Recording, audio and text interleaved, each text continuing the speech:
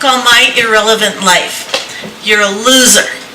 That's what little Miss Perfect said, sitting on the panel of 3 editors and 1 literary agent. Miss Academic, sitting beside her, piped in, and no one wants to hear about the 60s. It's so over. The older literary agent disagreed. I don't know.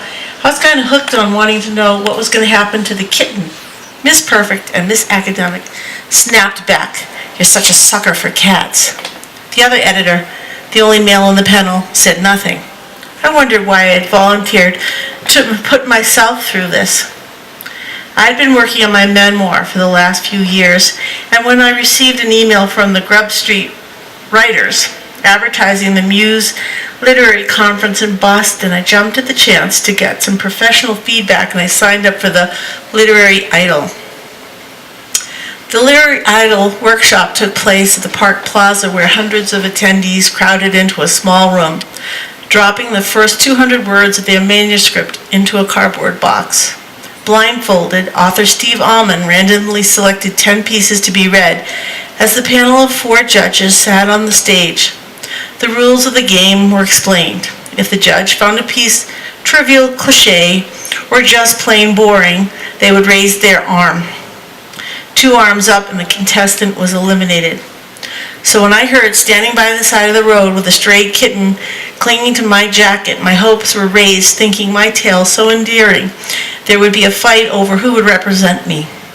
But around word 175, when a week after the Chicago National Democratic Convention riot was read, Miss Perfect, sitting with her arms tightly crossed, tightly folded, flung her arms over her head, followed by Miss Academic. It was over so quickly, I wondered what the hell happened. Miss Perfect said she was totally bored. You're a loser and you sound bitter. No one wants to hear about all that negative stuff. Really? I wondered if she found Augustine Burroughs, the guest speaker and author of Running with Scissors, a downer. Miss Academic added, Nobody cares about the 60s. No one wants to hear about riots and protests. It's irrelevant. I guess her generation finds posting selfies more meaningful. By word 185, Miss Perfect and Academic had decided that I was a cliché, a vestige of a bygone era, my life irrelevant. I was lumped into the category of every girl who came of age at that time, all experiencing predictable outcomes. It was assumed my tale was either of bitterness or idealizing the carefree days of smoking pot, free love, and protesting the war. They had no interest in taking the